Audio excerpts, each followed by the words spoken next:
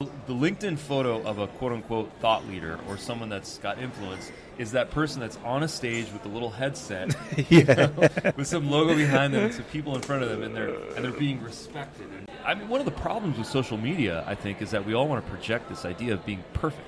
Yeah. My life is perfect. My wife is perfect. My kids are perfect. Everything about me is perfect. Mm-hmm. But I didn't show you, what happened this morning at 4 a.m. where my kid's freaking out, the baby's crying, everyone's going berserk in the house. I didn't video record that and put that on Facebook and say, my life is kind of screwed up right now, and I'm not going to sleep for the next 2 hours, and I'm going to be talking. You don't get to see that. You get to see the picture of my kid at his first day at camp. I think there's going to be a monster paradigm shift where people are going to realize that that's just not the truth. It's not honest. We need to do the best job that we can to put our truth. What's up, everyone? That was Ruben, the founder of DUBB, and I'm your host, Joe Lemon. Welcome back to the podcast. You know what? This has been something I've been sitting on for way too long. So let me give you some backstory here first. I got invited out to the DigiMarCon event after going to the event the previous year and literally just volunteering. And I was like, look, I'm just, here to help you guys pass out badges wherever I can help. This was 2 years ago, and just trying to break into the marketing space. Didn't know how to get in. So let me just start by giving away my time because I can do that. So got into it, met the owner, super cool, man. He invited me back, and after I went there, I was volunteering, of course, and I just started interviewing all the actual speakers. So this was 2 years ago. I started doing that. Made really good connections with them. Still stay in touch with a lot of my guests. And it's really the time when I was just getting into podcasting. And I was just really trying to figure out my actual way within the podcasting space. Fast forward to a couple months ago, they invited me back to this actual conference that was happening here in LA. And they asked me to actually host the actual podcasting portion of this event. So I definitely wanted to share that because that's totally one of the tactics I talked about yesterday in my previous podcast, but it's literally just going to these events and it allows you to go deep with people. A lot of times at these conferences, people just run around handing out business cards and not really focusing on trying to engage people, sitting down with someone and talking to them and talking about where they're from, what their ambitions are, why they're in the business that they're in, whatever it may be, whatever they're interested in, whatever the topics are a great way to really kind of go deep with someone opposed to just going wide. So I wanted to kind of share that backstory. Literally, I ran across Ruben. So Ruben was doing all the video for the actual conference. He also owns a video communication platform called DUBB that it literally makes accessing your videos and sharing your videos just super simple. Like it's a plugin that you could put into your LinkedIn messages. You can put it into Gmail. You can even throw it into your CRM. So I've been using it. Helps me out. Gets better engagement rates. And I'm loving is the actual simplicity of it because I'm not one that's really, I'm okay with tech, but I'm not really like a tech savvy guy where I can go plugging in different APIs so I can get everything to kind of work together. That's not my specialty. So, what's cool about them is that that's what they've handled for me. They've handled the actual tech portion of how I can incorporate more video into meaningful tactics or meaningful, strategies that I deploy around doing B2B sales because that's my lane. That's what I use even podcasting for. So obviously you guys know SalesCulture just purely focuses on the B2B play and the strategies around using podcasting to help build better relationships. And, I feel like Ruben's doing something very similar through video, except his is already even way more simplified than what I'm up to. And he has a whole platform to make it just dumb enough for anybody to use. So I really enjoy talking to this guy, man. And we talk about it all. We get into, of course, how we got started into this, but more so just the whole culture of not chasing likes and just being authentic and how the whole future heroes of this time are going to be the guys that are just vulnerable and open and just being their authentic self, not afraid to talk about the ups and downs in life. The people that can bring people together through being vulnerable, that's the future. Hands down, Ruben's going to be leading the way. He's a super authentic guy. We talk about the whole fake smile culture. We get into it all. So I really hope you guys sit back and enjoy this episode. Have fun with it. Reach out to him. I'll have all his contacts in the actual show notes. You guys can easily link up. He's going to have some special offers too. If you guys want to try out DUBB, it's free. There's a free way to kind of get involved with that. But, you guys can catch all that in the show notes. Reach out to him directly if you have more questions about that. Him and his staff, him and Darius, are great with just trying to support you with the whole process. They got Of course, they're a video platform, so they got a ton of videos for you. But you could also hit them up and talk to a live person. That's what I like about these guys. So anyway, you guys enjoy this episode. If you like it, tell a friend so they can tell a friend. It's a big deal. And I really want to double down on podcasting. Really want to try to make sure I'm giving you guys valuable information and content. So if you hate it, love it, whatever, hit me up at Joe Alex Lemon on all your major platforms. With that said, I'm done plugging away. Sit back and enjoy the episode with me and Ruben from DUBB. There's this massive problem that I've sort of committed my life to trying to solve, which is just communication in general. Yeah. You know? And I think that over the last 10 years, I mean, I've been in the tech space since 1998, just as a little boy. That was my first startup, actually. What'd you do? What was the first startup? Well, the first startup was like an early kind of a social network. It was a profile-based website, and people could kind of connect. It was not baked up. We didn't know what we were doing, but we had a lot of fun, and we got our feet wet. So that's what counts. Yeah, seriously, that's what counts. Yeah, but anyways, since then I've been on this mission to really kind of enable people to communicate better, and specifically for businesses to be able to create content and then have conversions from that content. So, video obviously is the platform of the future. We've got 2 cameras right now going, if not 3. I see a webcam there. Yep. The number of cameras that are surrounding us right now are, I think, 5, right? Yep. But, we're in a video world. And, video helps us communicate. It helps us streamline communication. It helps us build trust with people. So I early on started to see, a couple of years ago, I started to realize that marketers and salespeople were kind of duct taping together a bunch of solutions to be able to create videos, to host videos, to distribute videos, and then to get the tracking on those videos. Yep. So I said, you know what, that's messy. We got to clean that up, and that's really what the synthesis for DUBB was, which was born specifically initially for salespeople, and now it's really grown for sales and marketers. And DUBB is essentially a way to create videos, to distribute videos, to embed videos, and then to track videos. Interesting. So we're a SaaS platform. We compete with some of the other video players out there, and we cater to small businesses, solopreneurs, and enterprise as well. Very interesting, man. So one of my podcasts is called SalesCulture, and I literally started it for salespeople. Okay. Because I wanted to encourage them to go start podcasting so they could start collaborating on content with their clients, or even people that are in their actual network that are influencers, right? I think it's a really good play for salespeople not to only be selling, but also giving back to their community somehow. So how did DUBB start for salespeople initially? Because you said it initially was for salespeople. So what I was noticing was that sales people were doing everything that they could to land a meeting. So there was a lot of time that was spent in the prospecting phase. 100%. Which is, I need to go and get this person on a phone call, or I need to meet them in person, and I'm going to do everything that I can. So there was this whole alpha culture of don't give up and hit the grind. Coffee is for closers, and this whole really dominant, sort of idea. And I was frustrated by that as a content creator and as a marketer, and as someone that frankly, I don't have the energy to email someone 10 times and to not get a response, or to call them. I just don't have that. I mean, I don't know, maybe it's my pride or my ego or my feelings get hurt. But whatever the case may be, I suffered from that, in whatever kind of sales endeavors that I participated in.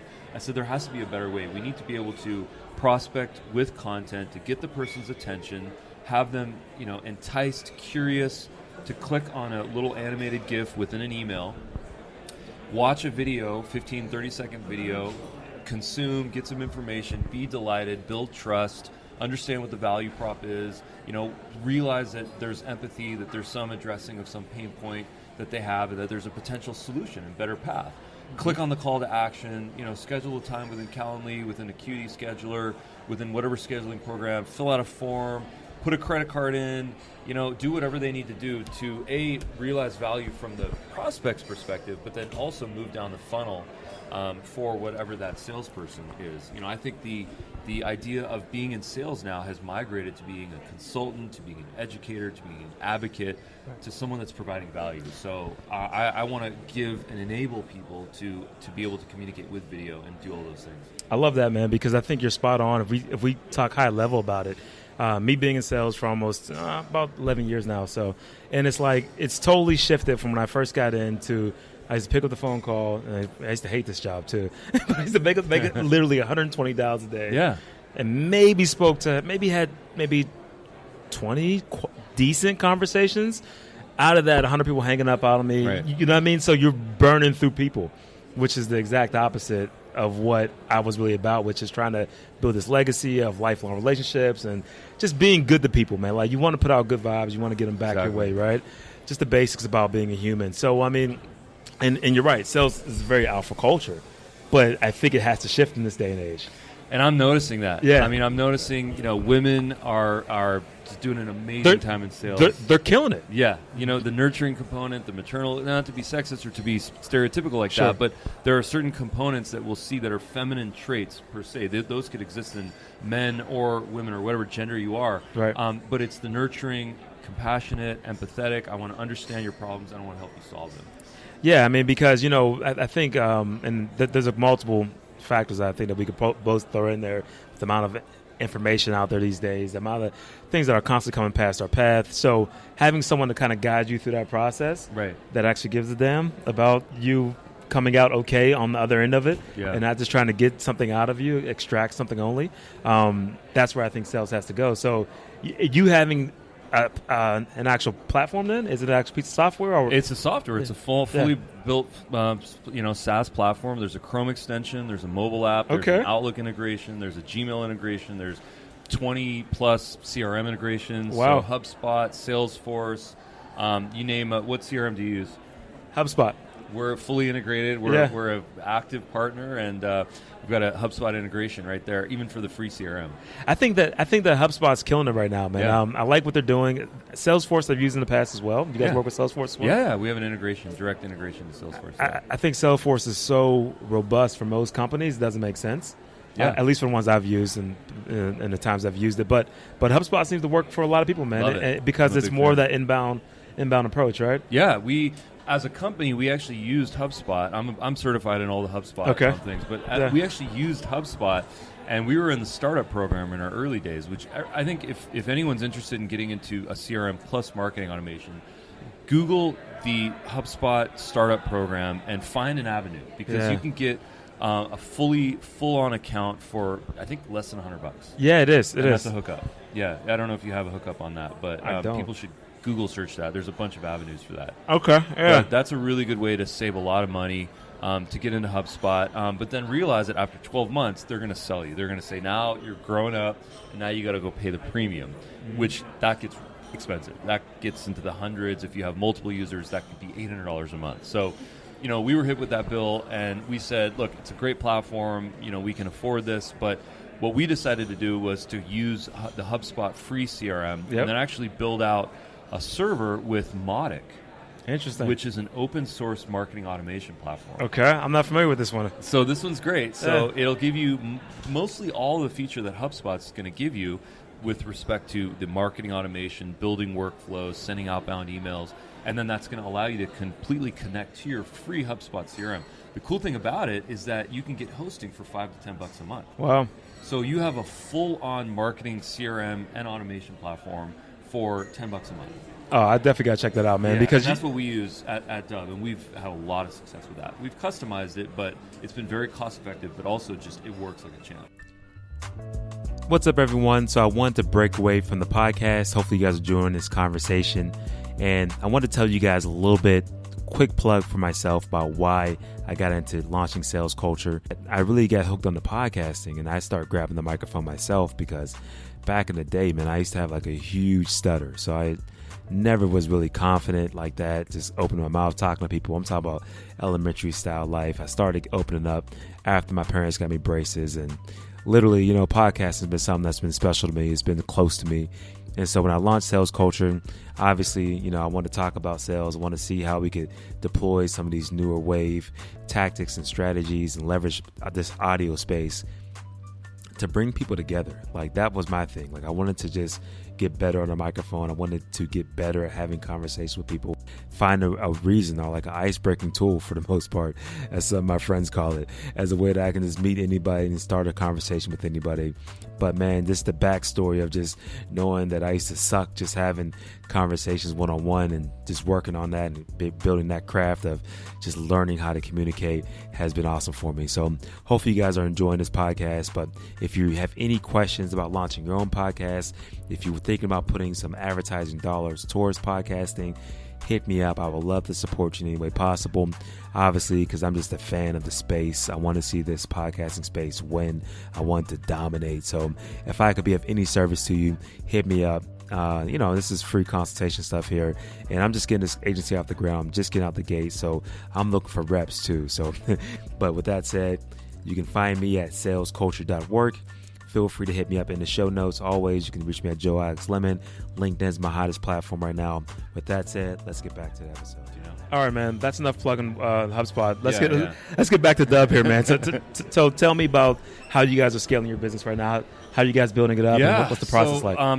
That's the magic question. What's the go-to market strategy for a SaaS company? The CEO of Constant Contact did a great podcast. It's actually a hour-long keynote that I think everyone should check out, and it was called the slow growth of death for a SaaS company. Interesting. And she talks about this idea that you're a SaaS company and you're getting users and you're pursuing all the channels. You're spending money on advertising. You're going to events, kind of like this one. Yep. You're cold prospecting. You're reaching out to people on LinkedIn, and you've got all this whole like marketing and sales mix. Right. And you're spending a lot of time. You're spending a lot of money. There's a lot of opportunity cost.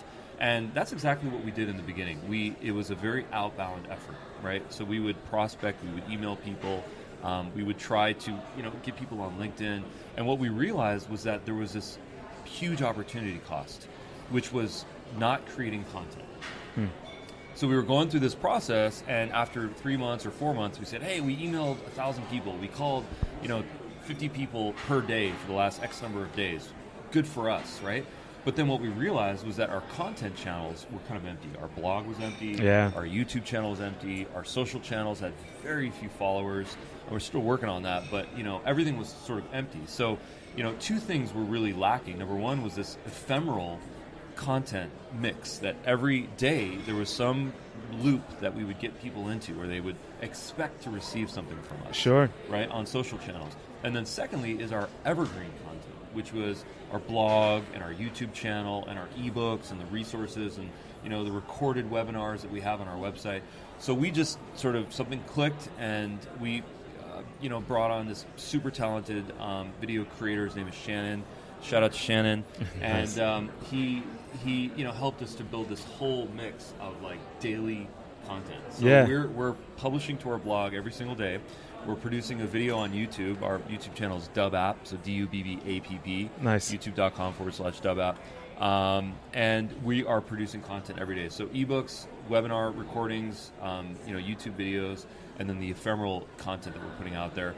And then, referrals. So word of mouth, we're really tapping into that. We built our own referral engine. Mm-hmm. I think it's one of the most, I think it's one of the best compensating referral programs in the industry. Why? Because if not only do you get the initial commission if you get someone else to sign up to DUBB, but you also get any future sign up. So if someone signs up with one user and then 2 months later, 3 more users sign up from that company, the referrer, the affiliate, would get the initial commission and then that future commission as well.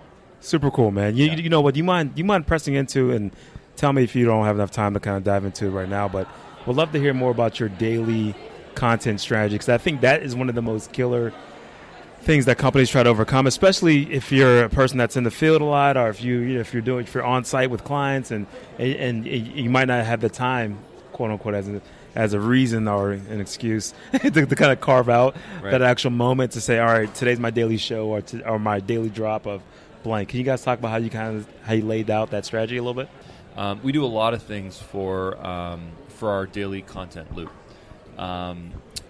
Initially we were a writing first and then video next play, but we actually flipped it around. We turned that upside down.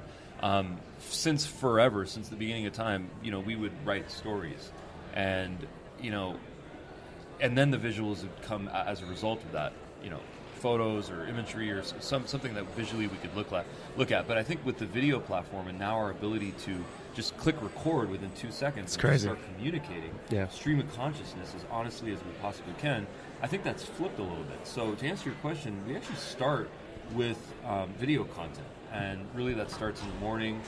We do have a content calendar. We've got, at any given time, we've got 20 to 30 topics that we want to explore. But it all starts with recording a piece of content, and that's probably a 60-minute video that we'll do, and then that gets then sent to two places. Number one, it gets sent to an editor to come up with an educational piece, which we put on all of our channels, and then the second thing is that it gets sent to a writer. Yeah. So then that fuels YouTube, ephemeral, social, and then also our blog. So, question about that then, man. So are you a strong writer by like naturally, or is that more your best way to kind of communicate? I had to become one, yeah. Okay. Initially I didn't start out that. Then I realized that I was actually a decent writer when I just put my mind to it. Yeah. But you're like naturally good on like right in front of the camera on the mics. You seem that seems to be pretty natural for you. So is it you that's doing the videos every day, or is it somebody else that you have kind of? No, I'm in the videos. Shannon's in the videos. Darius is in the videos, whom you'll meet later. Nice. Our masterclass is at 2:00, which we're going to record and we'll share with everyone for free. But it took a lot of time for me to become comfortable on camera. Speaking, being recorded. Initially, I was really shy. I wanted everything to be produced.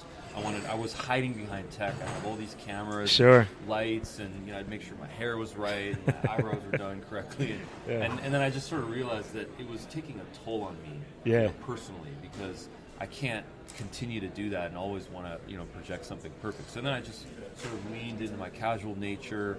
I realized that I'm very imperfect. I make mistakes. I stutter sometimes. Yeah. I say stuff that is completely contradictory to what I said 5 minutes ago. But I sort of just lean into it, and I make fun of myself, first and foremost. So. I mean, man, you know what? Well, one of the things that when I started podcasting several years ago was that trying to find your voice on the mic and just being you, because it's like a different way to really communicate. One of the things I always talk to my wife about is that I feel like we're still so early with understanding how we communicate on these social platforms, because you're blasting it out to the masses. You're trying to cater this message for everyone. Mm-hmm. And in that space, a lot of times people either lose themselves or there's no context in that conversation, so therefore it gets taken way left. You know what I mean? Yeah. And so like trying to be able to kind of find your voice and find your tone throughout that is a process. How long did it take, for you to kind of get into that? Definitely it took months. It took a lot of practice. I have probably 100 to 200 videos that I've recorded on my phone, which no one's ever seen.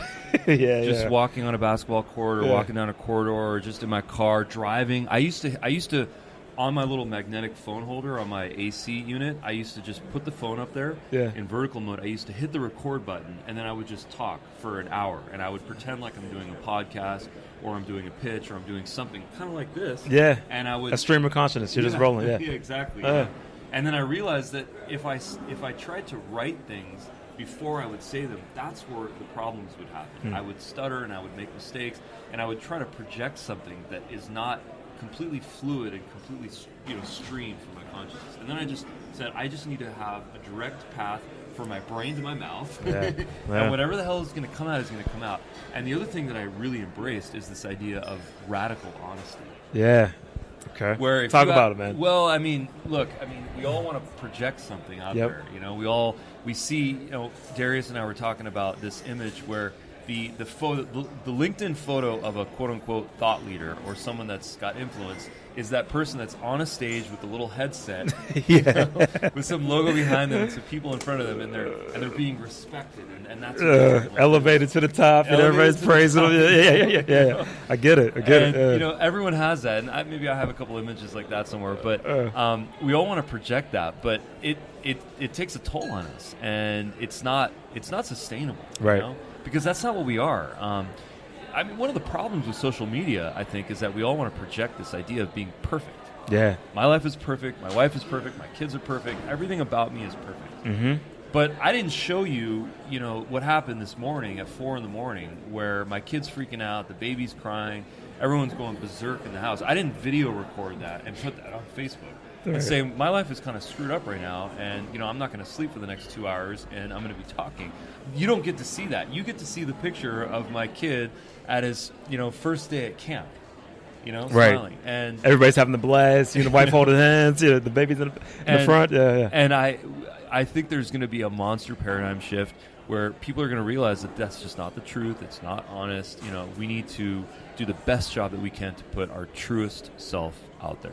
Man, if you talk about mental health and the kind of things... I forgot to brush my teeth this morning, by the way. That's all good, man. I don't smell anything. It's all good. You just still fresh on this side. Yeah, you might want to replace this little mic cover. I might just throw the mic away. No, I'm playing. Well, let me just keep it then. It's yours. Dude, but the whole mental health piece of it, right? Yeah. And I think that really speaks to it. And I think that people are going to evolve, as we have in the past, to kind of get better at certain things. And this is a place that we have to evolve to kind of get better at being transparent. Yeah. And get better at just being true to who we are. Yeah. Because you're right. Nobody talks about nobody talks about those down moments. And then when you do get a brave soul that says, "Oh, you know what? I had a bad day." Yeah. People hate on them. Or they go in the comments like, these guys kill them. Yeah. And so I think it's two ways that everybody has to learn, and we got to do a better job of being transparent up front before we hit the landmine, right, where you just fall off the whole wagon and things really go south. Yeah. Or to people tuning in, listening, we got to be more empathetic to the people that are sharing out the content to know that they're just regular dudes, just humans.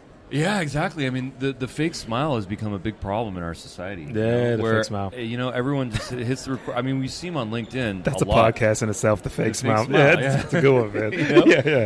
Yeah. It's crazy because everyone thinks that just because you hit record on a video for whatever channel you are, that you have to smile. You're right, and that people are going to connect to that. And I'm here to say, at least from my perspective, that I feel like sometimes I can see right through that. Yeah. And I actually want to know what the real issue that you're dealing with is, whatever the pain point is and whatever you're going through or what your goal is. Like, I want to hear about that because, I want to feel some empathy. I want to feel something.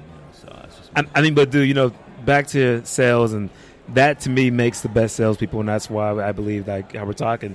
Yeah. Some women have just dominated in that space, and it's because the market's like needing someone to kind of come in and take that approach, opposed to let me show you what's the best approach. Yeah. So all right, bringing it back to DUBB really fast, and then we'll wrap up. But so when we talk about empathy and baking that in, how do you guys bake that into a tech product? That could be difficult trying to transfer that. From something that's kind of cold, because maybe it's just me, but I view tech as kind of this cold piece, maybe because I'm not tech savvy, know. Yeah. But how do you warm it up and really speak to people's concerns about, this is my goal, and I think that this piece is the missing puzzle for that. Yeah, if one of our goals has been as a technology solution is. It's been to be a SaaS platform that people can access from DUBB.com, but also to be a content provider. Gotcha. So, within our dashboard, on the right side is the content that we produce, and that's the educational videos, it's the ebooks, it's the blog posts, it's the articles. Wow. And while people are going through their workflow of creating and sharing videos, they also can consume that content and learn, because that's our biggest thing, is to be able to teach it, and to really educate people on this whole new amazing medium. So what we've really tried to do is to have this, two-headed approach of solution-oriented, benefits-focused technology platform, but then also content to guide you, to educate you, to give you information so that you can achieve your goals, so that you can be successful in your business. Dude, I love it, man. So content's the play. Content is what you guys do now, it seems like, and helping educate people through their content. That's awesome, man. So we're trying. We're hustling, man, every day. Please plug how everybody can find you. Please plug your actual company website. Check out DUBB.com. If you guys want to email me, I'm at Ruben@DUBB.com, DUBB. And grab a free account. There's a Chrome extension, a mobile app. A lot of cool stuff. So just grab a free account. That's the best way to start. It's not required that you subscribe or pay. We have a phenomenal solution that's completely free that you can integrate into a lot of things. So wherever you are, with budget constraints, it's all good. Love it, man. Ruben, thank you so much for jumping on the mics. You definitely heated up, man. Dude, and I look forward to grabbing my whole free extension, and I'm going to have to play this back again so I can get some of that other free HubSpot, tie-in, so I don't have to pay a couple $100 each month. Oh, there you go. Yeah, I'll help you. I'll definitely do that. Cool. Dude, struggling to connect with buyers in an overcrowded, noisy sales landscape? Today's buyers want more than a spray and pray email blast. Launch a podcast and collaborate on content with people that matter most in your industry. Learn more at salesculture.work.